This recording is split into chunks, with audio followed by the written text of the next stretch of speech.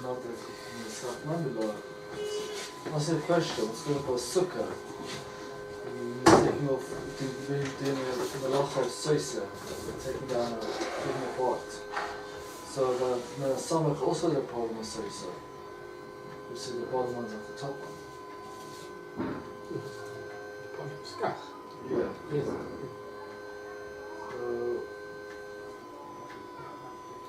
It says Masomach, Hillel on a shul says Masomach is Samach in the funnels.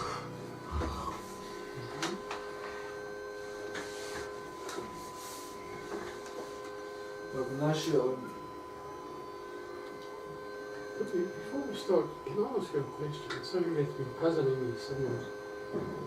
When Yehuda had his arrangement with Tamar, she was already beholden to the younger son? She was already... It was a kind of Yibum situation where there wasn't officially Yibum yet because the Torah hadn't really been given yet, but it was a type of a Yibum situation where she should have been given to Sheila. So if she was considered engaged? In a real Torah situation, there's an Isser of her going to marry someone from outside the family. So Yehuda himself could be considered to be maybe better than the brothers in that context, because it's not real Yibum, so he was Makayim Yibum with her. So what bothered me that these might have been mumses, but obviously they weren't. But, first of all, even if it was a real Torah situation of Yibum, except for, ironically, Rabbi Akiva, that we don't have an apostle like him in this case, most hold that you do not get a mamzer from what's called chayve lavim, anytime that it's only a mere prohibition to have relations. Married woman? No, that's more. But a married woman is called an isser of kares. Right. So that does produce mamzeros. Anytime there's an isser erva that has some kind of kares or something more than just the regular negative prohibition, then there are opinions. We poskin that to produce a mamzer, it has to come from chayve krisus. That's Rav Shimon Timni's position. So that's not tomorrow. That's not a case of Yibum. This wasn't even a case of Yibum because it was pre-Torah, so it was all a bit flexible. He still felt that she had committed adultery, was ready to put her to death. So in their keeping of the Torah, or whatever law he considered it to be, that was Chayav Misa.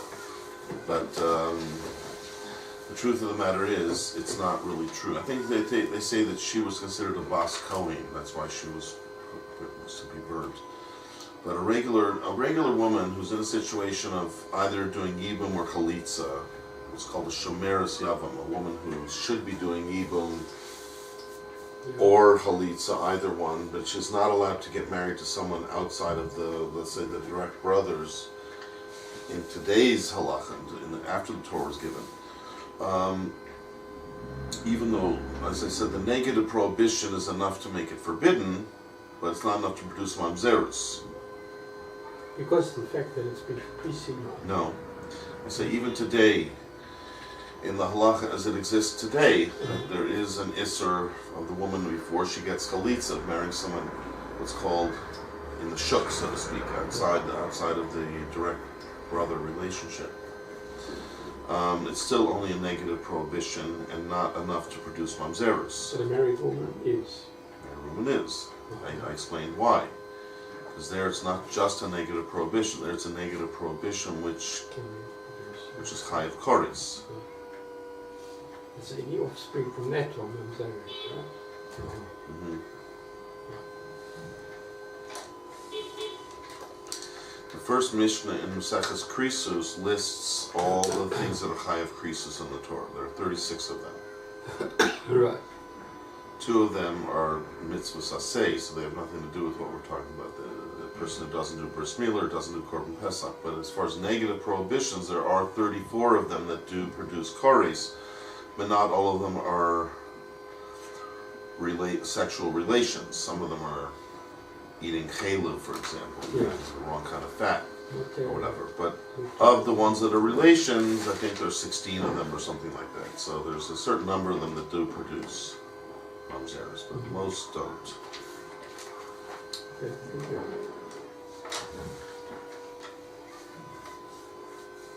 I'm just thinking, this is the line of the Mashiach, another one of these devious origins. Well, that they do say. They do say that that is typical, according to the Zohar, etc., of going sort of behind the back of the Satan to get certain nitzotzos of I heard Kedusha. a very nice explanation of that. I'm sorry to keep that going. It's fun, it's interesting. It's like if you take a rock star to the stage, through the front door, they're mobbing, never get there. So you take it through the tunnels at the bottom of the concert. And that way it gets there and everyone enjoys his concert. Right, very good, very good I mashal. like that. We have to be a bit sneaky, right? These. Sneaky. Okay, we're on Daf Lamed Amud Beis and Beitsa, Mesachas Beitsa. And we already started. The Gemora has two approaches to how to interpret the Mishnah. The Mishnah said we are not allowed to take eitzim from the actual sukkah, but we are allowed to take it from what's adjacent to the sukkah. So the Havamina, the very beginning supposition of the Gemora, is that we're talking about two different layers of schach. The bottommost layer, which is sort of the essential part of the sukkah, and the topmost layer, which is sort of the extra layer of schach. And that's the two categories that are described in the Mishnah, that from the bottommost layer, the actual sukkah itself, as it were, you're not allowed to take because it's like taking apart a building.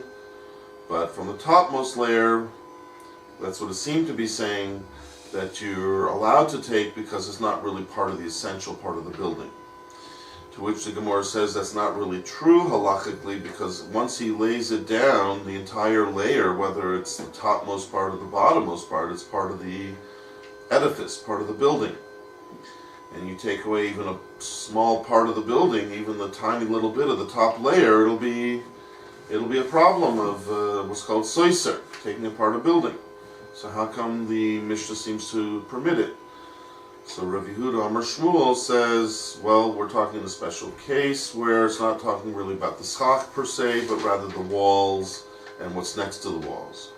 And that's the shot in the Mishnah. You're allowed to take from what's next to the walls. Says Rashi, what's the difference? You know, if it's standing up next to the walls, or if it's a layer that's on top of the bottom layer. So we're still talking about certain pieces of schach or certain reeds of wood that are next to the actual sukkah. So Rashi brings in a concept which is called bittul. That when you nullify something, that is, you determine that it should be there forever, as it were, you make it part of the building. So Rashi says that the topmost schach, he laid it down on top of the bottommost schach, and he wants it to remain there, and it becomes part of the building. And Rashi adds, because now there's nothing distinguishing between the top layer and the bottom layer. It's all one continuous layer, all similar to each other, so therefore it's all part of the building. Whereas the walls and what's next to the walls are very different. But the walls are an actual part of the building, and that which he stood up next to the walls are just happen to be standing there, but were never made part of the wall. To become part of the wall, you have to do some action, like the word of the Gemora is weaving, it has to be woven in, or something else that makes it a part of the wall. If you don't do that, it's not part of the wall, then you're allowed to take it away from the sukkah. Menashe, however, says you don't have to go that far. You can remain with the original supposition that we're talking about two different parts of the layers of schach.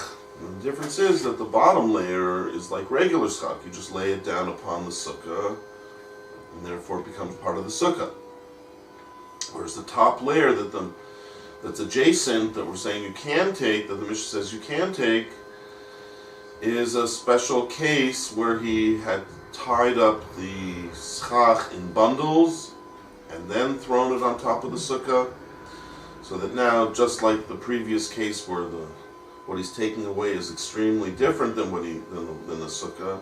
There's a difference between what he's taking away and the actual sukkah itself. So here as well, if the bottom layer of schach is just plain schach that he lay on top of the sukkah, then it becomes part of the sukkah. But the bundles of schach that he just put up there to keep up there for a while till he needs them, then he's just storing it up there, but it doesn't become part of the sukkah. That's what Rabbi Nasha says. And the Gemora doesn't really seem to argue with him.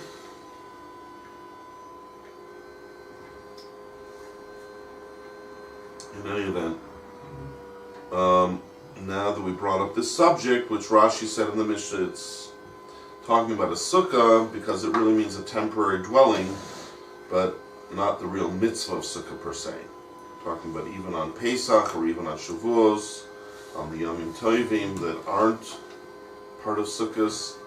He could be in a sukkah, he could be wanting to take some of the schach away or whatever, and he could have a problem that our Mishnah describes, regardless of whether it's the mitzvah. But once we're talking about this whole subject of the sukkah and things that are connected to the sukkah, and when is it a mutter to take it, when is it not, we go into this subject which really is brought down in the Gemora and Sukkah, but we bring it down here as well. The question of taking things off of a sukkah when it is part of the mitzvah. So now we're switching subjects really, but it is somewhat connected to what we said before. Okay, so who would like to read? I'll take it away. Tani Rabbi Chia bar Yosef Kamed Rabbi Yochanan. Chia bar Yosef taught in front of Rabbi Yochanan. So what does it mean he taught? He learned in front of. Yeah, but here it usually means in that kind of a context, Into the Beitsa. he's saying over a Beitsa. He's saying it over in front of a great rabbi. So usually that means the person saying it over is a bit unsure of himself. And the great rabbi is going to sort of discuss the authenticity of that Beitsa, or whether it needs to be edited somewhat, or some of the implications of it. Ein nötlim eitzim min sukkah. You cannot take wood from a sukkah illa min samachla. So that sounds very much like Mishnah. our Mishnah. So far, that Beitsa is just like our Mishnah. So all it's saying is, whichever pshat you learn, Rabbi Nasha's pshat or Shmuel's pshat, can take away from anything that's adjacent to the sukkah, whatever that is. You have different opinions, but you can't take away from the sukkah itself. The problem is that the Beitsa doesn't end there like the Mishnah does. It goes on. Rabbi Shimon matir. Rabbi Shimon allows it. Okay, so now obviously we're going to need to figure this out. Why would Rabbi Shimon allow it if we're talking about destroying the building? What, Rabbi Shimon allows a person to destroy a building?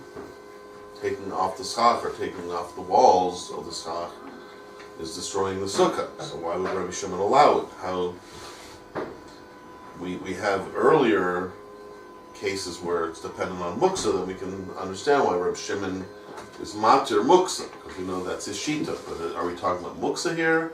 So far we haven't really talked about muksa in this context. We've been talking about a building called a sukkah, that you're trying to take something off of the building, and we're saying it's got a lot of cases that are usur because it's like taking apart a building. So it doesn't sound like anything to do with muksa, so why would Rabbi Shimon be matir? Okay, so that needs to be understood. And if we have to re-understand everything just because Rabbi Shimon is now being matir it, that might go back to our Mishnah, because our Mishnah is the same exact wording as the first part of this Beitsa. So if we ended up saying that the Beitsa is talking about something that we didn't think we were talking about, and now we have to understand Rabbi Shimon, we have to readjust. So we're going to have to maybe change our opinion about the Mishnah now even. It might go all the way back to that. In any event, okay, so we have a Maklokis, Tanakama, and Rabbi Shimon regarding what? eating from the sukkah. No, everybody agrees you can't take from the sukkah. No, you're right. Everyone agrees you can take from the samuch, but you can't take from the sukkah. But that's a Rabbi Shimon is matir, taking from the sukkah. So really the machlokas is whether you can take from the sukkah itself. Okay, so that's obviously needs explaining. So hopefully the Gemora will have to explain that. Go ahead. Which means the sukkah. Shavin means what? Griba sukkahs, chag. Ah. Chag she'asura. Chag, it's also to take a part from the sukkah itself. So even Rabbi Shimon will agree that so this goes very well together with what Rashi was saying in the Mishnah. That Rashi said in the Mishnah we're talking specifically about Pesach and Shavuos. They have different parts of the sukkah you're allowed to take or not allowed to take. But here, where it's actually sukkahs, it's a sukkah on sukkahs. Everybody agrees that it's what? Asur to do what? Take apart the schach. Take apart even the schach or anything connected with the sukkah. Really, I assume that's what it means. Any wood that was connected to the sukkah, you can't remove it. Okay, but we have a question that if Rabbi Shimon was letting you do it before, so what changed now? Now that it's sukkahs, why is it different? Okay, that needs to be explained. Im hisne aleha hakol. Well, im hisna aleha, if, right, which means a condition. That means when he built it, right, like sometimes they do that today with a shul. They want to make a shul, but they want to make sure they can use the shul for other things, or if they somehow need to use the shul later for something that's not really supposed to be done with a shul, so you make a condition that when you start to make it holy, you're limiting the holiness. The holiness is only a certain type of holiness. It's not going to be complete holiness, therefore you can still do certain things. Like using for Kiddush or something. Kiddush might be, it might be a personal need. Kiddush might be considered a personal need, or might be called a mitzvah already, I don't know. But anyhow, I'm just saying there is this idea that when you're setting up Kedusha, even though in a sense Kedusha is out of my hands, Hashem makes Kedusha, I don't make Kedusha, but I am involved. It's like when you marry a woman, the same thing, right? When you say to a woman, Hariyam Kudeshesli, all the halachas that now apply to her, you didn't really create those halachas, right? That makes her usher to everyone and all of that. But because you married her, you acquired her, so to speak, halachically, all these other halachas start to come about.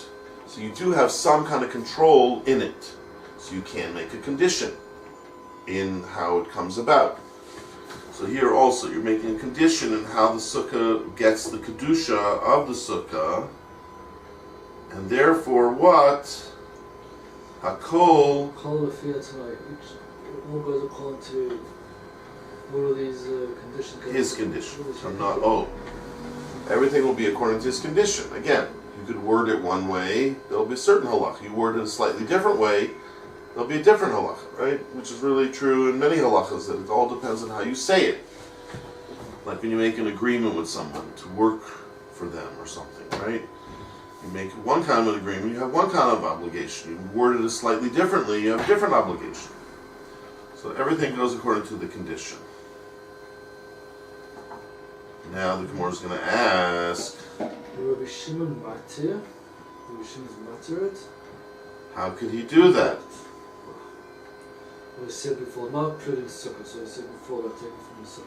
Right. Carlos says ahola, is isn't Bob Holly is not taking apart the tent or opening the covering, opening the loch of sukkah. Right. How can anybody in the world let it? I mean, look at it, right? Rabbi Shimon agrees there are 39 malachas on Shabbos, and most of them exist on Yom Tov as well, except when there's local nefesh issues. But basically, the same malachas of Shabbos exist on Yom Tov. And everybody agrees there's a problem on Shabbos of building and taking apart a building.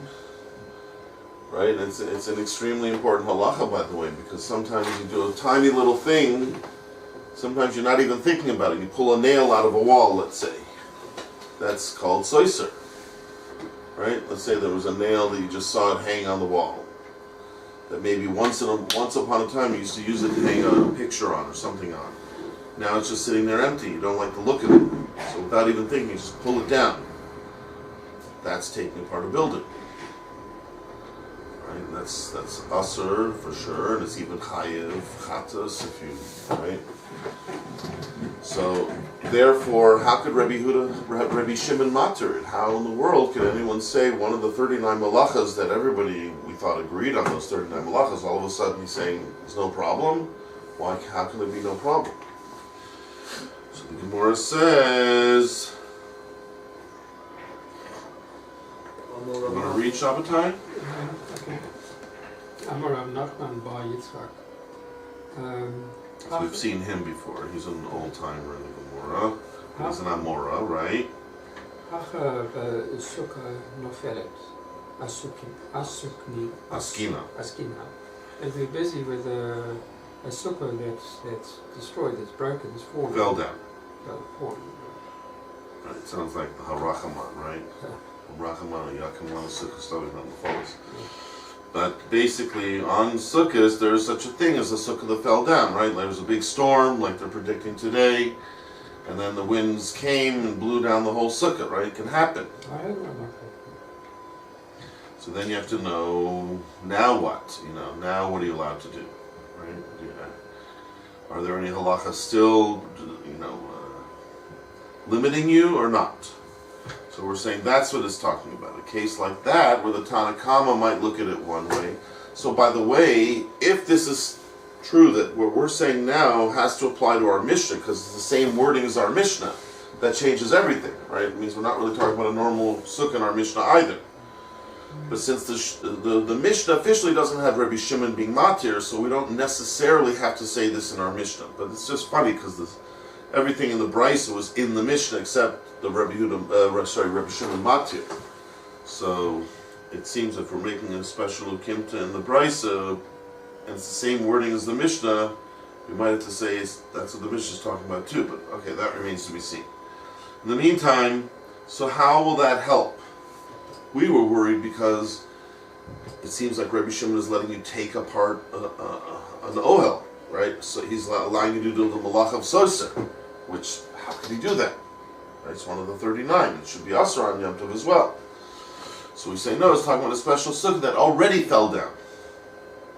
So then the question obviously becomes what? So then why would there be a problem for anybody? Why would the Tanakama say you can't take wood from them? Okay, Right. so we say Rabbi Shimon Leta'ameh, according to his reason. so he's, in other words, what we call in modern parlance l'shitasa. This is very famous, it comes all the time, Rabbi Shimon. Yeah, Rabbi Shimon's a very popular guy, and especially if you remember, it's Rav Shimon Bar Yochai who wrote the Zohar. Like, he's very popular.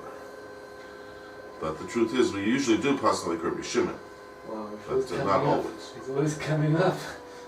Yeah, he's a lot of schar in the Movavi, right? Because it's constantly being discussed. But some people say that just like he wrote the Zohar, not that he wrote it, he was like a pipeline that the Zohar came through, but in a sense, because he had that ability to think more deeply about everything. Right? You don't just see the world in front of you, you know it's connected to the Olamos and all of that, and all of his intricate knowledge, which probably a lot of other Tanoim had, but he's the one who brought it out into the open and seemed to have built his whole life around it. So when we see him in the Gemora, even though it's just Rabbi Shimon without saying Rabbi Shimon Bar Yochai, but it's the same person. So the same person who looked at life very deeply, sometimes by looking at things deeply, he can see beyond what other Tanoim see. That's perhaps why we pass like Rabbi Shimon very often, but not always.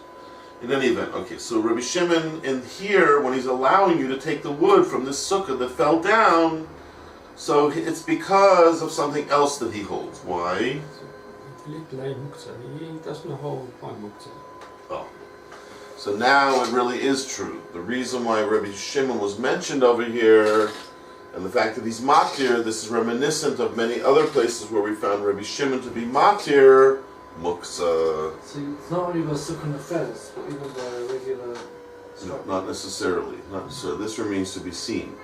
But by regular sukkah, there would be the extra problem of taking apart an ohel, which we're saying should be us according to everyone. So we said that I can take that part of the out of the equation if we just say it already fell down. Then there's no problem of taking apart a sukkah anymore. The only thing remaining is if it happened on Yom Tov. So let's say the first day of Sukkot, the thing falls down, or the first day of Pesach for that matter, and the sukkah fell down. He was trying to sit outside in the yard in a nice little gazebo, calling it a sukkah, but it fell down.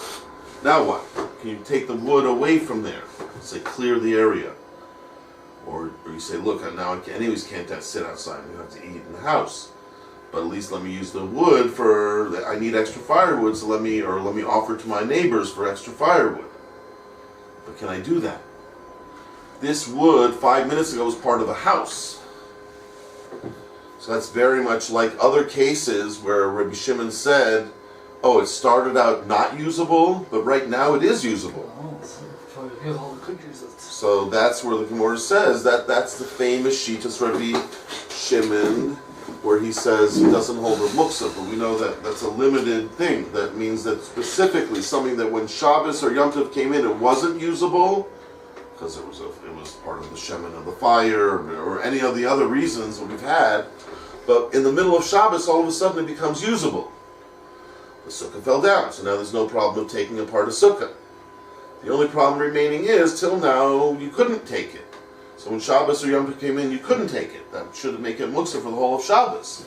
But that's only people like Rabbi Yehuda, that there is such a thing as muksa. But if you say, like Rabbi Shimon, there is no such thing as muksa, meaning this kind of muksa, the very fact that it was Asr when Shabbos or Yom Tov came in does not lock it into that status for the whole of Shabbos or Yom Tov. Once it becomes usable, for whatever reason, even if it's for a bad reason, the sukkah fell down, but now it's something you can use. Now there's no isser of taking things apart, so then why not use it? It's usable, yeah, then use it. That's Rabbi Shimon's philosophy. It's usable, use it. Okay, so that's what we're saying now. That will explain the Beitsa, whether again, go back to the Mishnah and say now we have to explain the Mishnah that way, maybe that, because we said the Mishnah is the same wording. But Rabbi Shimon is only in the Beitsa, not in the Mishnah, so maybe we're not forced to change our understanding of the Mishnah that we had before. Here we're definitely saying it must be only in this case where Rabbi Shimon will be matir. How do we know that Rabbi Shimon doesn't hold up muksa? For some reason, when we said the same thing on the Amud Aleph, Rabbi Shimon doesn't hold up muksa, we didn't bring this proof. We spoke it out ourselves because we were sort of aware of this from the first page of the Gemora. We had the Rashi there, but here the Gemora finally brings it down. After all this time, our Gemora finally brings the famous Beitsa where Rabbi Shimon and Rabbi Yehuda fight it out over muksa. Keep going. Tanya, so in the Beitsa, Mutar Hashem and Motar. Not mutar, motar. Motar. The mosar, motar, the extra, leftover. What notar? Notar. Something was notar, it was left over. It's like meyutar. What does it say motar? Right, so that's what I'm saying. The mem can sometimes replace the nun in various cases. So motar and notar are very similar in that respect. So it's Motar Hashem Shabaner and Shabbat Ka'ara, and in a candle and in a jug, or in a container. Actually, nair is they're both types of containers, right? A nair is like we use on Hanukkah, like a glass container that you put the shemen in and you put the wick in there, and then you float the flame somewhere above that. That's a nair. But ka'ara is a sort of a wider receptacle, more like a soup bowl, I would say, where you can have a nice receptacle for the shemen, and then you float the wick on the side or whatever. So it is also, in both cases, you have a flame that's connected to this gathering of shemen, this receptacle of shemen, which ends up being called like a ner. Really, it's a receptacle of shemen. So in both situations, it's asur. So the Tanna Kama says asur. Right. What about Karami? In a plate, a ka'ara is a plate, but it may not be the kind of plate that you and I are used to, where it's very, very flat, and that's not really likely to hold very much shemen. I would say this is more like a soup bowl, where it has a proper receptacle for the shemen, but it also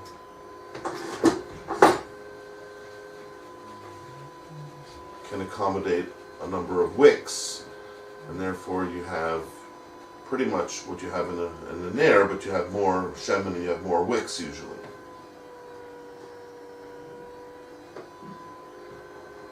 Okay? So either case, where you set aside a certain amount of shemen and you lit a candle somehow from that shemen, and then at a certain time during Shabbos, what happens? You have leftovers. The flame went out, so now there's no more question of taking the shemen out, it's like putting out the flame. No, there's no flame anymore. So it's just like the sukkah that fell down. Now there's no isser in taking. Beforehand there was an isser of taking. Isser of taking the wood, because it's so isser of taking the shemen. It's like mechabe. But now that's over, because the sukkah fell down, or the candle went out. There's only thing is left is the raw material, the wood of the sukkah, in the case of sukkah, and the shemen here, that could be left over. And so what do we say about that? So Tanna Kama says it's asur, right? Notice you cannot take from that shemen, not because there's a problem of putting the flame out, the flame is already out, but because the problem of muksa. Because when Shabbos or Yom Tov came in, you weren't allowed to take any of this shemen, because to do so would be like putting the flame out to some extent. But now that the flame went out by itself, now to take from the shemen should be mutter. But we say no, since when Shabbos came in it was asur, because you couldn't take the shemen because it would have put the fire out, so that made it automatically muksa for the whole of Shabbos. Therefore, it's asur now in the middle of Shabbos when the flame goes out and you want to use the shemen, you can't. But Rabbi Shimon, matir. So we know now, we're smart enough to know that the Tanna Kama is really Rabbi Yehuda. He's the one that they're considered to argue with each other. He holds the books. He's the one who's saying it's asur to take shemen out of there. But Rabbi Shimon says there's no problem with this type of muksa. There is no muksa of this type.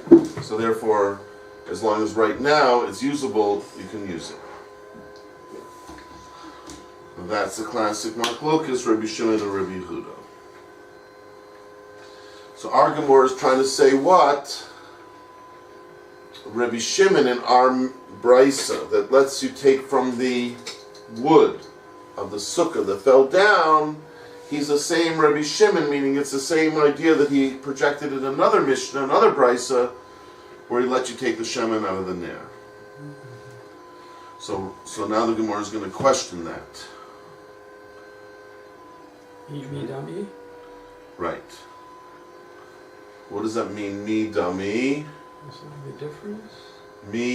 What does that do, Sruli? It's a question. Midami is a similar question. So the mi is just a question mark that occurs before the question. So the real word is dami, which is domet.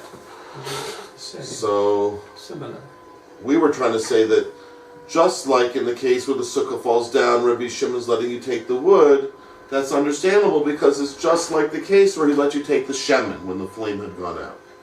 Now the Gemara is saying, no, mi dummy. Are they really similar? Are these two cases so similar that you're so sure that that's why Rabbi Shimon's letting you take it, just like he let you take the shemen in the ner? Because we think that really the case of shemen in the ner makes more sense, and you can't necessarily attribute that same reasoning to the sukkah case. Why? Hasham Adam Yoshev u mitzvah Mitzapeh. mitzapah. And Yes, if you're going to read more, you can read a few words more. Eimatai tikave nero. Right, you have the Hasam and the Hacham. I know this word tikave. Tikave. Is to go out, to take out. Right, now it's the future passive. Tikave. Tikave. It will go out. The nero will go out.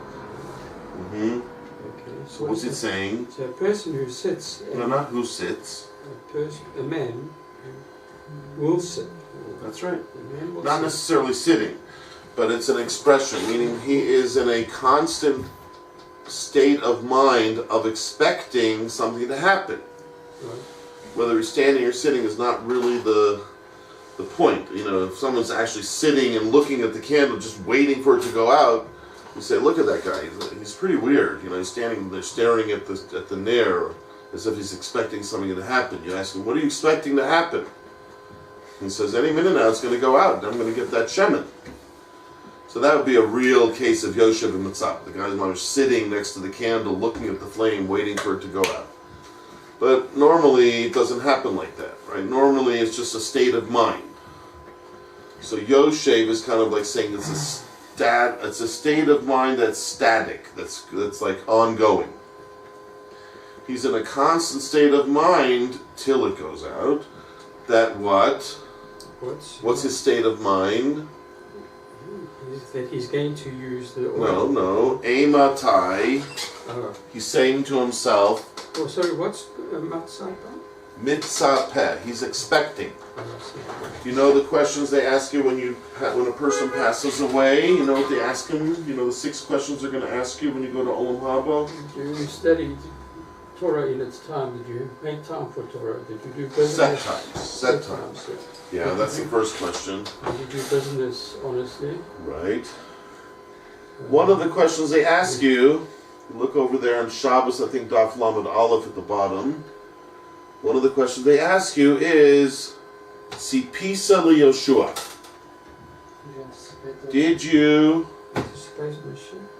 Sure. expect, like yearn for it, look forward to, sit there thinking exactly what it says here? Eimasai. When will it happen? They're going to ask you if you were expecting the Yoshua, which means the Geula Shlema, right? Or every day you were thinking, I really hope it doesn't come today because I have a few plans, you know. I have to go to South Africa, I have to go here, I have to go there. Can you please wait till I get home again? Shabbos is coming. Yeah, we have a lot of plans, you know, people plan a lot of things. So there's people who don't expect it, people who don't want him to come. There's no question about that, unfortunately. And there's even people who don't think about it at all. It's like, he's not in my plans. I'm not thinking about it. I'm not thinking about it. I'm just not thinking about it. Right? It actually says somewhere that Mashiach will come behesach hadas, when people aren't thinking about it. But really, there is a mitzvah that they're going to ask you when you get to Olam Haba, as important as all the other questions of, like, did you set times for learning? Did you do business honestly? They're going to also ask you, did you expect Mashiach? It's exactly like this. Imagine a guy set a candle, and he holds like Rabbi Shimon, and he's waiting for that candle to go out so that he can get the oil that he so much wants. That's really how we should feel about Mashiach. Right? We should think, when Mashiach comes, we're going to get some special things, closest to Hashem, knowledge of Hashem, freedom from the Goyim, etc. And we're sitting and waiting for that to happen. If a person's not really waiting for that to happen, he's like, I'm pretty happy now. Life is good to me now.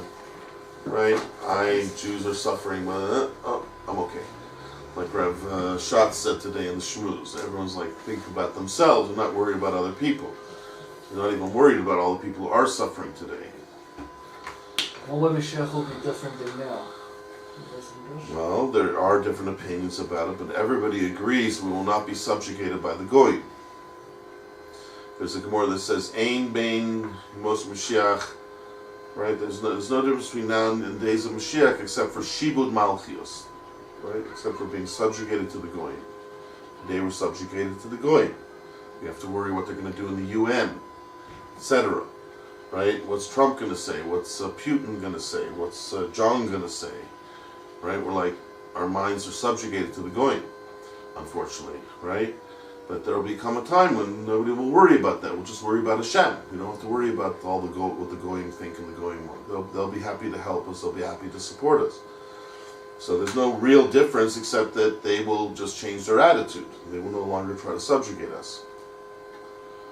But there are other opinions, okay? So let's just go with that for right now. So what are the other three questions? It's in the Gemora and Shabbos. I don't remember them exactly. Sakta papuravu, did you engage in being fruitful and multiplying? Boys and girls. Yeah, well that's the mitzvah. The mitzvah is to have a boy and a girl. Yeah. Some say it has to be a boy and a girl who have a boy and a girl, but there's different shittas about that. But you were involved in it, you were engaged in it, you tried to have children, you tried to create, to be fruitful and multiply. Which unfortunately a lot of people today are not. So the other questions, let's see, can't remember them all. But it's a Gemora in Shabbos. If you want, we can pull down the Gemora in Shabbos and look together. You want to know? You want me to look it up? No, carry on. Alright, anyhow. So over here, it's a much more simple case. We're not talking about expecting Mashiach, but it's that same kind of yearning, expectation, right? So you say to someone, were you yearning for Mashiach?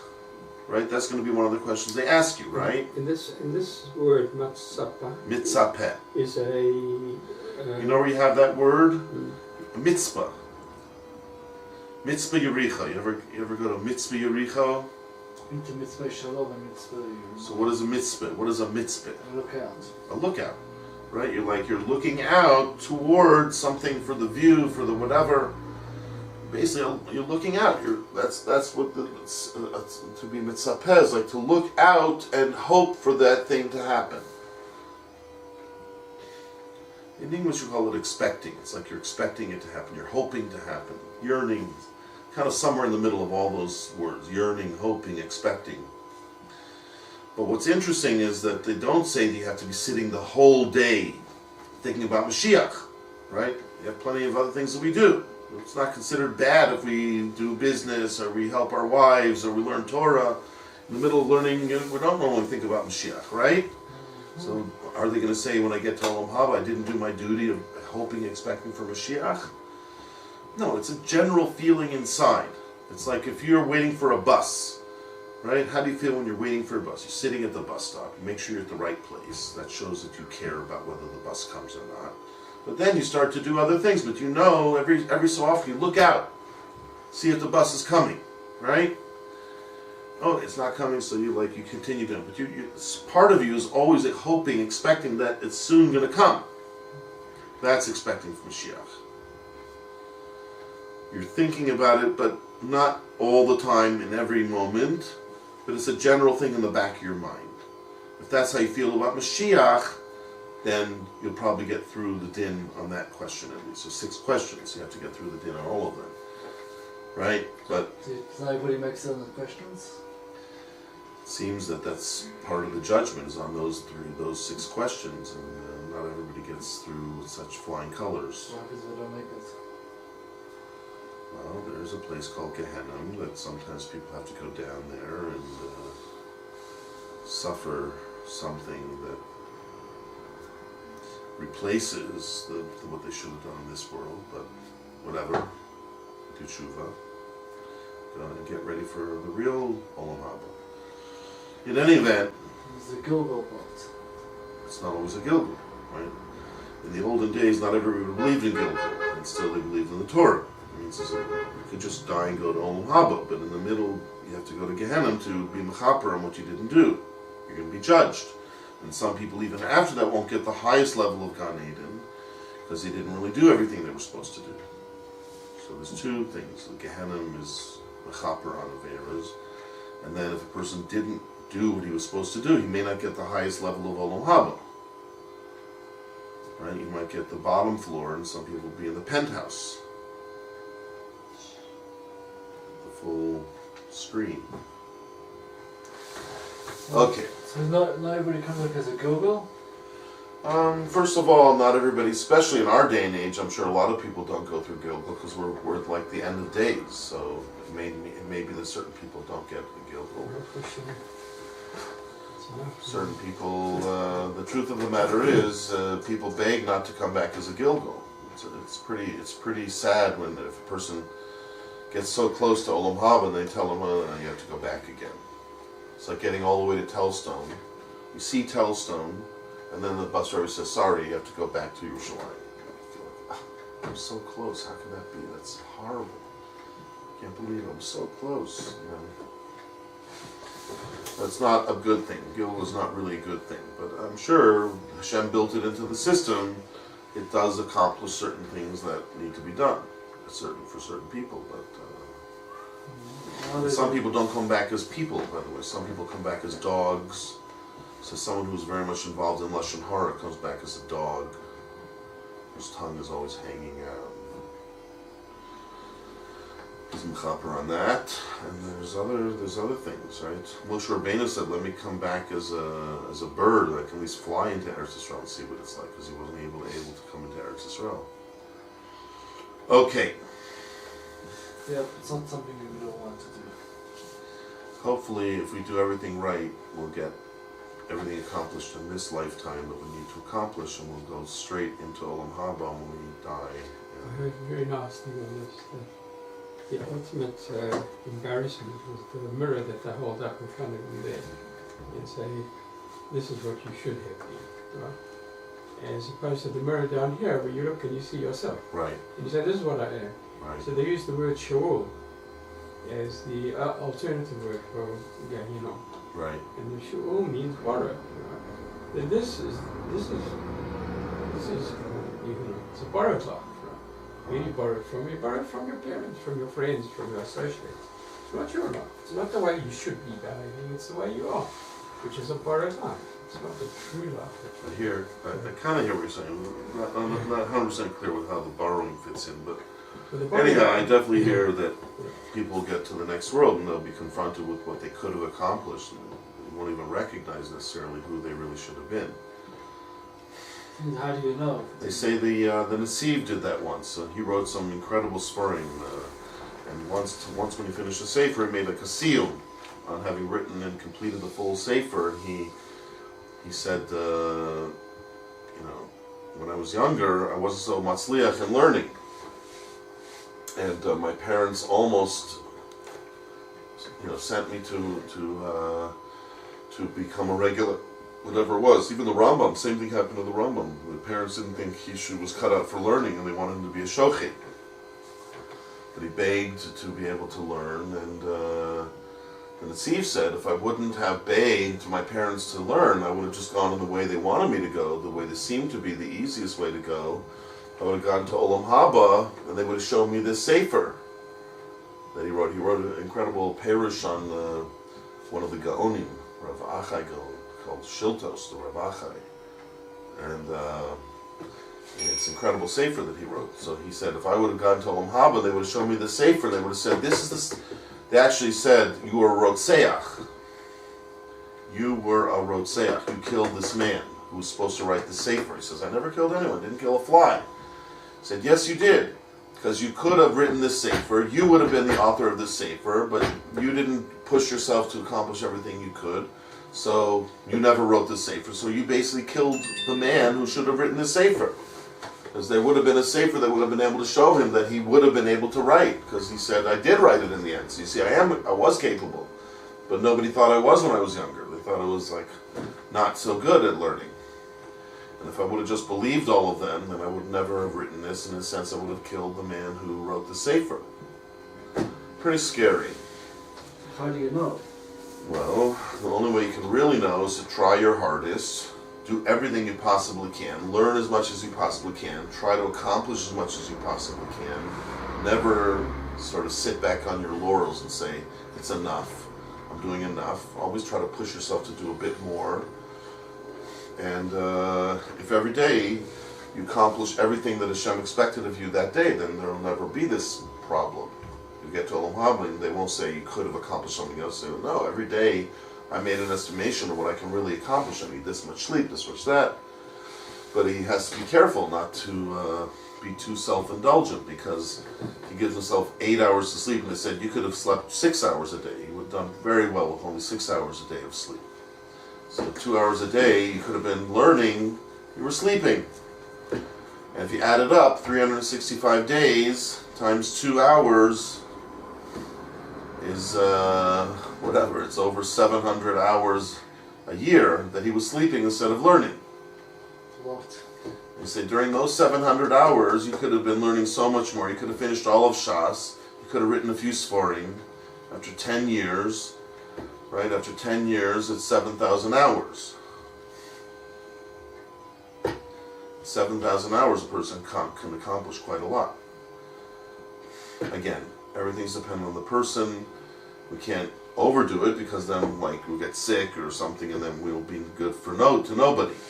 But you have to try to be smart. That's the thing. Push yourself as much as you possibly can, but be smart. Don't overdo it. Somewhere in the middle. They used to have a Navi who could tell a person exactly what he should be doing. Today we don't have that, but you try to be smart and think truly, what can I accomplish today without fooling myself? And you also have Rebbeim, right? That's important to talk to Rebbeim and talk things over. Sometimes I don't even know if I'm doing, I don't even know what I'm... Okay, we never know for sure, but that's why, again, we have Rabbanim, we talk to Rabbanim. We know in our heart of hearts, I really feel I'm doing the right thing, fine. But again, whatever you are doing, at least do it well. Do it well, do it the best you possibly can. And when it comes to amounts of time that you should be doing different things, try to experiment till you see that I'm really accomplishing the most that I feel I can accomplish. I'm pushing myself in each area of my life. I'm davening right, I'm getting parnasa, whatever I have to do for parnasa, I'm doing each thing the right way, that you know you're doing the right thing, you know you're pushing yourself as hard as you can.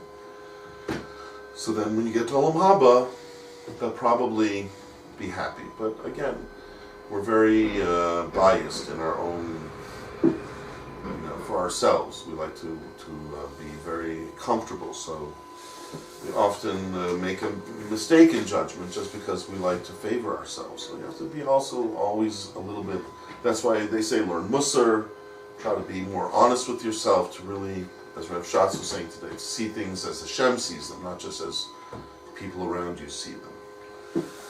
In any event, you just keep trying, and you work with Rebbeim, right? A person should have a Rebbe that he trusts his opinion, and try to work like that. Everything together. There's not one specific answer. It has to be a number of things working together. Yep. Your own seichel, your own efforts, your own understanding, plus your Rebbeim, and the circumstances you're in. Some people are in better circumstances, some people are in harsher circumstances. Everything's according to the person and his circumstance. In any event, okay, so we're saying over here, Yoshev and Mitzapeh, right? This is a state of mind where you're expecting something to happen. So even though, like as I said, with Mashiach, it's not a constant thing that every moment you're thinking about it. So it's a little bit deceptive. It sounds like the person's sitting right next to the candle, waiting for it to go out. That's not what it means. But it does mean that in the back of his mind, he knows at any moment the flame could go out. And he's waiting for that to happen, like when you sit at a bus stop, you're keeping your eye open for it and waiting for it on a certain level. And when it does happen, you're expecting to take advantage of whatever, right? In this case, of the oil. Okay. You go down so you don't block the camera. Yep. Okay, so let's continue.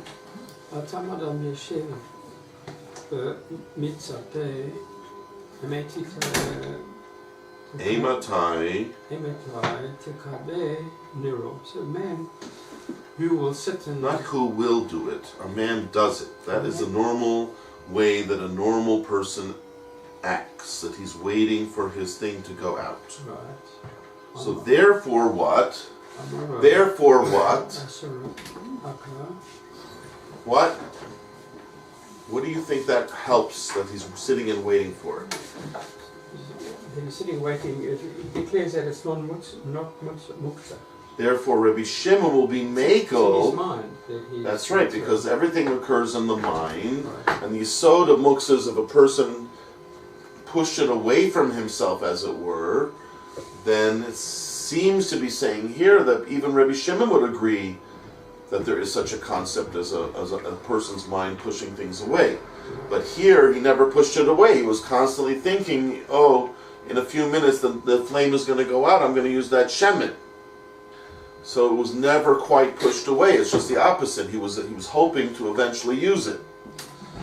But, says the Gemora, how can you compare that? Me dummy, how can you compare that? Because hacha, here, what's here? What is here? What's the case that's here that we're comparing? The sukkah nofelis, right? We're talking about a guy's sukkah fell down on Yom Tov. Do you really have the same kind of mental attitude? Would you say here also Adam yeshiv mitzapeh, mitzapeh, like midaber. Mitzapeh, and he anticipates. Eimatai tipol. Right, it's a rhetorical question. Do you really think a man is sitting around waiting for his sukkah to fall down so he can use the wood? Most people who build a structure, even if it's not for the mitzvah of sukkahs, like Rashi said in the Mishnah, we could be talking about Pesach, we could be talking about Shavuos. We're not talking about having a sukkah for the mitzvah sukkah. But he wanted it for something. He wanted to sit in his garden and relax outside in the shade and sip his tea. Right? Do you think? And then it fell down. Can you really say to me the guy was always sort of like kind of waiting for that to happen? Do you think the guy was kind of waiting for his sukkah to fall down so he could use the wood? No. So that's why the Gemora is trying to say, don't tell me that the same Rabbi Shimon who would let you use the shemen that's left over in the nair for the same reason he would let you use this wood over here. It's not really comparable. Okay? So whoever's asking this kasha is trying to throw like a monkey wrench into the works. Sorry. Yes, Chaim. Oh, sorry. How are you? I'm in the middle of the shir. We're about to go into the last half hour. Do you want me to leave the speaker on so you can participate? That would be good. Okay. So we're going to make an attempt. We're on Daf Lamed Amid Beis in Beitsa. So what's my question? Do we say that sukkah is like a case of the no, just like over there, didn't anticipate? So everybody agrees Rabbi Shimon lets you use this leftover shemen in the nair. That's not a question. That's a famous bryce of Rabbi Shimon. And everybody agrees over here Rabbi Shimon's letting you use the wood. But he's claiming the case is where the sukkah fell down. That's what the Gemora is wondering. Is he really right? Can he be so sure that the same Rabbi Shimon who would let you use the shemen in the nair is letting you use wood from a sukkah that fell down? It's not really that comparable, because in terms of a person's mental attitude, they're very different. To sit and benefit from a candle, it's very possible to sit and wait for the candle to go out. Maybe you have other candles that are burning, so this one could go out, and you could still have other candles, or maybe at a certain point the candles go out, and you're happy with that. You can go to sleep. So a person is not only expecting it to happen, he's kind of happy when the candles go out, right? There's a normal part of Shabbos is the candles eventually go out. But you can't at all compare that to a sukkah. If he was sitting in a sukkah, even if it's not the mitzvah of sukkahs, he wanted to sit in a little hut out in his backyard to get some fresh air. He's definitely not expecting it to happen. He's not hoping for it to happen, that's for sure. He wants to sit outside in his backyard, not to have a pile of rubble in his backyard. It sounds like you're making an ukimta here. Now, we already made an ukimta. That's what you don't understand. We have a bryce who says Rabbi Shimon lets you take the wood from the sukkah. We just don't know what the case is. Till now we were talking about layers of schach, or things that were the walls of the sukkah. right? Those are the two options we had for our case of taking wood from the sukkah. Either taking from the schach that's on top of the sukkah, or the walls that are part of the actual sukkah. And our Mishnah said that either way, they're tzasser. Comes along in this Beitsa, Rabbi Shimon says, but it's mutter. So now we have a problem. We were convinced that it's a problem. In the Mishnah, everybody agreed, even if we had trouble explaining what's samuch. The case that samuch was hard to explain because that was mutter, but everyone agreed in the case that's usser, it's either talking about the schach itself or the walls. It's usser to take because you're destroying a building. But now Rabbi Shimon is saying it's mutter. That's hard to explain. Why would Rabbi Shimon let you take wood off of a standing sukkah, whether it's the walls or the schach? So who was it that came up with this ukimta? Rav Nachman bar Yitzchak. Rav Nachman bar Yitzchak says, you're right, that would be very problematic, because everybody should agree that there's a problem of destroying a sukkah. But if a sukkah fell down, and it's Rabbi Shimon after all, who we know he allows you to take certain things called muksa, that normal people call muksa, he lets you take them, but that's only the case the Gemora ends up saying. Where do we know that from? We know that from the Shemin. On that, the Gemora is saying that it's very different. Don't say that it's exactly the same case, because they're very different. So we have two stages, really three stages. We have Rabbi Shimon's words in the Beitsa, which if we don't say it's a special case, we have a real problem, that he's somehow letting you take apart a sukkah. Then we have Rav Nachman bar Yitzchak saying it's talking about a special case where the sukkah fell down, and the only justification he has is to say it's Rabbi Shimon l'shitasa, just like by the shemen, that he lets you take the shemen. That's why he's not letting you take the wood, because it's now no longer part of a structure that's usher. But the Gemara says, that's all well and good that you could say those words, but the truth is, the only thing we really know about Rabbi Shimon is that he lets you take shemen out of a ner that the flame went out. But you're trying to say that's why he's also letting you take wood from the sukkah that fell down? That's a very big leap of an assumption. That's a very big assumption that he would also let you take this wood when there might be a very simple reason why he lets you take the shemen. Because a person knows it's going to happen, that the flame is eventually going to go out, and most likely there's going to be some shemen left there, and he's waiting for that to happen. In some part of his mind, he's looking forward to getting that shemen. But nobody in the world would apply that to this case. So how can you in your right mind, Rabbi Nachman bar Yitzchak, compare the two cases and say, oh, you know why Rabbi Shimon is being matir here? Just like he lets you take the shemen, he lets you take this wood. Moore says, wait a minute. That's a very strange comparison. We don't agree at all. And therefore, we're basically back to the drawing board. Why would Rabbi Shimon let you take the wood here? Is it talking about a sukkah that fell down? But then why would he let you take it? Because he lets you take the shemen? They're not comparable. Okay, so that's why the Gemora now is kind of back to square one. Again, Reb Nachman bar Yitzchak might just say, look, it has nothing to do with his expectations. We're saying it has to do with expectations, but maybe his opinion is that it's not. You know I can use the shemen in the ner? Because it's usable. That's Rabbi Shimon Shita, not because you were expecting it to happen. So Rabbi Nachman bar Yitzchak, by making the comparison, may in fact have an answer to this question. He might just say it has nothing to do with expectation. You're right, if it had to do with expectation, the two are not really comparable.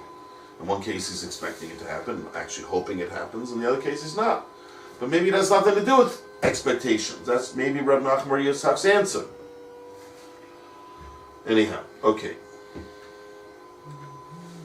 Let's see. Omer Rav Nachman bar Yitzchak.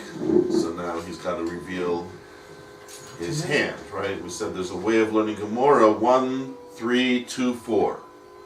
When he says position number 1, we don't always understand him till somebody asks a question, which is 2, and then he gives his answer, which is 3.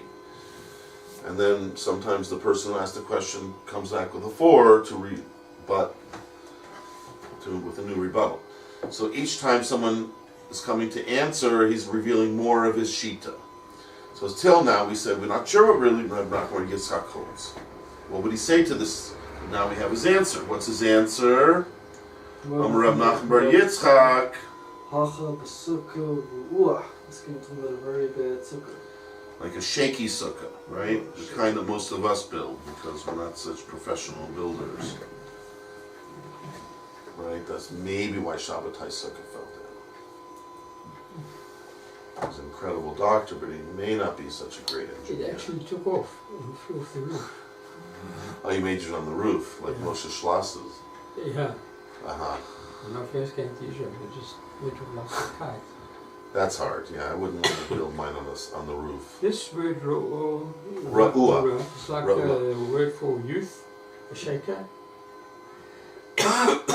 No, I would say it's closer to the word for like trua. You know what a trua sound is? Yeah. Do, do, do, or do, do, do, do, do, do. It's a broken sound. Or it's actually like someone crying. Some people cry like, and some people cry like, so those are the two different kind of shofar sounds. A broken sound, basically of a broken person. So ra'ua means broken, really, but it also means weak, weakened, broken and weakened. Comes from the root meaning ra, right? Ra doesn't always mean evil. It means like weak, weakened. Before. Excuse me? They were punished at Rephadim. Not connected. No, they were relaxed for Torah, they were weakened. Rafui. Yeah. Okay, that's a slightly different word. That's soft. It's a bit different than weak.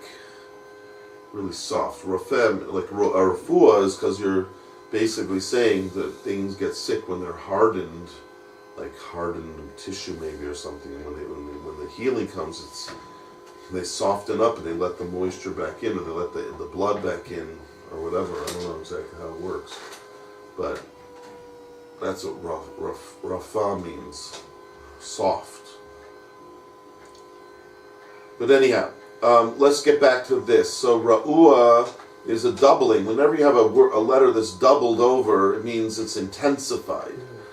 But really the root is reish ayin. So a kosel ra'ua is brought up in a few times in Chazal. They talk about, for example, don't walk next to a kosel ra'ua. Try not to walk next to one of these walls that may fall down, because you use up a lot of your schuyos. The Gemora says you might use up all your schuyos, and then, because Hashem had to do a miracle in a way to make it not fall on you. In fact, there was once a case where Rabbi Yochanan and Ilfus, they used to learn together when they were younger, and then one day they were learning and they had no food. They were in dire poverty, and they were sitting next to a wall, and Rabbi Yochanan heard the Malachim saying, should we throw this wall down on top of these guys? Because they're about to go out and to learn. They're going to leave their learning and go out to work. And they could be great rabbis. So Rabbi Yochanan said to Ilfas, did you hear what they just said? He said, no, I didn't hear anything. So Rabbi Yochanan realized he heard that because Hashem wanted him to hear it. So he never went out to learn. He lived in dire poverty, became a gadol hador. But Ilfas went out to work and became a businessman. And later on, he regretted when he saw how great Rabbi Yochanan became. He realized if he had stuck it out with Rabbi Yochanan, he could have stayed. He could have remained. He could have become a great Talmid Chacham like Rabbi Yochanan. So he actually did something very strange. The Gemora says he hung himself up by the tree, not to commit suicide. On a ship, on a tree, basically up high enough so that people have to pay attention to him. And he challenged everybody. He says, I'm going to stay up here till I answer all your questions. He tried to prove that he still knew Torah. You can cut from a different price. So he was regretting that he had gone out to work, but on the other hand, he was still trying to prove that he was a Talmid Chacham. But there was a kosel ra'ua, and the Gemora says you should try not to walk next to a kosel ra'ua, or for that matter, anything that might be dangerous, because you might use up your zechuyos. So one of the examples is kosel ra'ua. It's brought up various times in Chazal, this idea of kosel ra'ua, a wall that may very well fall down because it's weakened. So Ru'ah really means weakened or broken. It can mean broken as well. Is he trying to speak to you? I don't think so. I think he was coughing. Oh. Do you want to speak to him? Yeah. Okay. So now Reb Nachum Bar Yitzchak has answered that basically you're right. Whoever questioned him, he's admitting to them they're right. If it was a regular kosel, if it was a regular sukkah, with a regular strong sukkah, then he would agree with the makshan. He would agree with this person who said, me dummy, that what? That he believes it's true. That Rabbi Shimon would have said what? Had it been a normal sukkah that had fallen down, he agrees. Rabbi Nachum Bar Yitzchak now is showing that he agrees that what? What would Rabbi Shimon have said? You can use it. No. No? He would say you can't use it. Oh, this is Because it's not like the Shemin case that he said you could use, because there you're expecting it to happen, here you're not. So he's saying you're right. So I have to admit to you that it's not a regular sukkah that Rabbi Shimon was letting you take the wood from it when it fell down. It was rather a sukkah that was prone to falling down. Therefore now, even though he might not have been hoping it would fall down, but he certainly knew it might happen. It's much more similar now to what? To the case of the candle, where we say he might, there we said maybe he's even hoping it will happen, but certainly we could say he's expecting it to happen, because everybody who lights a candle knows it's eventually going to go out. And when it does go out, very often there's shemen left.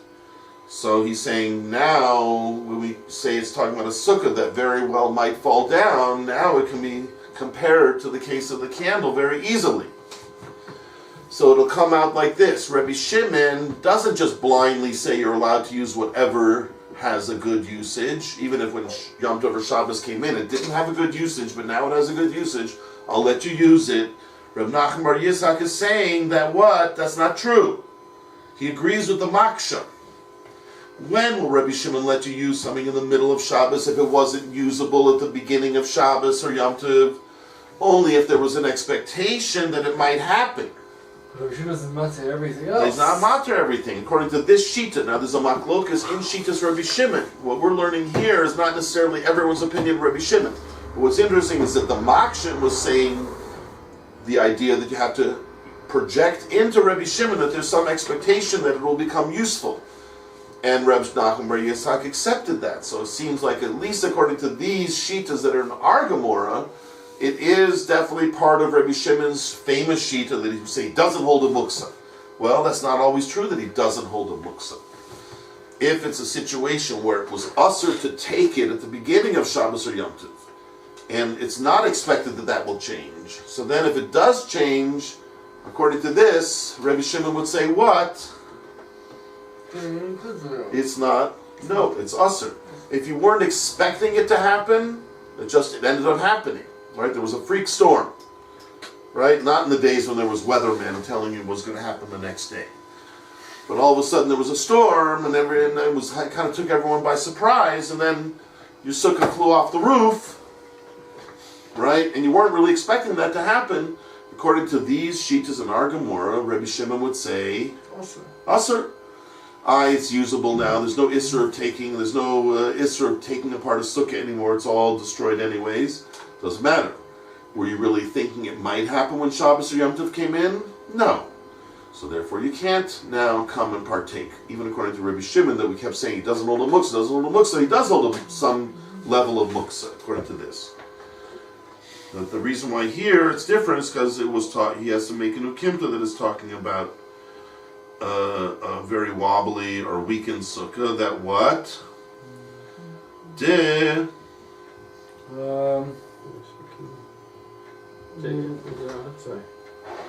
It's more.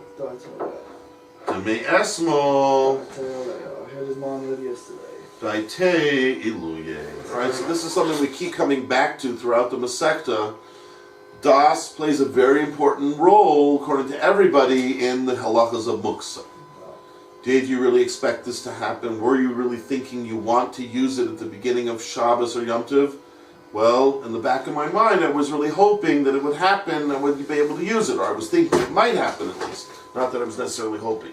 Wasn't hoping my sukkah falls down, but I knew it wasn't the best sukkah in the world, and I knew that some wind was expected, and therefore I knew it might very well happen. I was just hoping we'd get our suda in before then, but I knew it might happen.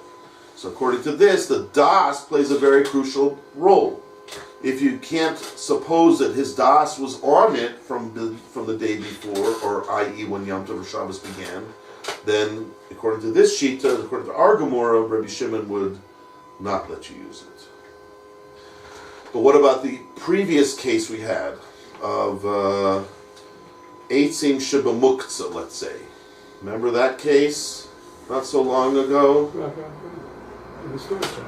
What did we say? That according to Rabbi Shimon, you can't take it out. only because it was errors, we ended up saying. It was special wood that was for building. Yeah. But if it was regular wood, it was just out in the back, and it doesn't usually go out in the back there.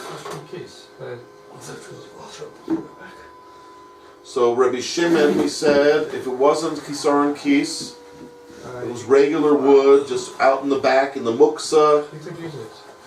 you would be allowed to use it. That means because even though nothing changes, right, it's always in the back of the house, in the back storage area, just he must have all of a sudden decided he needs extra wood. But he hardly ever goes back there, we said. But that's okay. And everybody agrees Rabbi Shimon will let you use something that doesn't always have a usage. But it has some usage. It has some usage that you could decide to use. We're talking about here where the situation changed entirely. At the beginning of Shabbos, it would have no usage whatsoever. The only way you could possibly use it if the situation changes, the flame goes out or the sukkah falls down. There we're saying that even there Rabbi Shimon will allow you to use it, but there's limits. That's what we're now saying. What about the Asoraisa? Abundance. The Soraisa had nothing to do with Muksa.